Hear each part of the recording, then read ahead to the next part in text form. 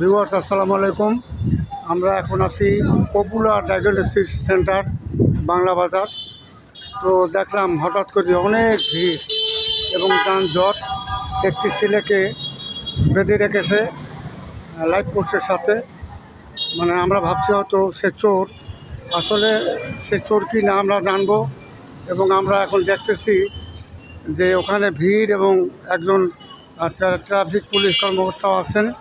আমরা জিজ্ঞেস করব আসলে বিষয়টা কি, এবং আমরা আজকে এখানে এই জন্যই জিজ্ঞেস করবো যে এখানে ভিড়ের কারণ কি হয়েছে এখানে, সেটা আমরা জিজ্ঞেস করব। এবং আমরা একজনকে পেয়েছি। আসসালামু আলাইকুম ভাই, আপনি কি এখন ডিউটিতে আছেন এখানে? জি ভাইয়া। তো উনি কি চোর? না না না, চোর না, চোর না, উনি মানসিক সমস্যা ওনার। জি, চিকিৎসার জন্য আসছে এখানে। চিকিৎসার জন্য আসছে। ওনার বাবা নিয়ে আসছে। বাবা নিয়ে আসছে। এবং কোথা থেকে আসছে উনি? বরিশাল শহর থেকে। আচ্ছা, স্বরূপকাঠি। ভিউয়ার্স, আসলে কি মানুষের জীবনে দুঃখজনক ব্যাপার। অবশ্য অনেকে দেখলে মনে করবেন এই ছেলেটি চোর, কিন্তু আদৌ কিন্তু তা না। একজন পিতা তার কষ্টকে কিভাবে স্বীকার করতেছে, তাকে নিয়ে আসছে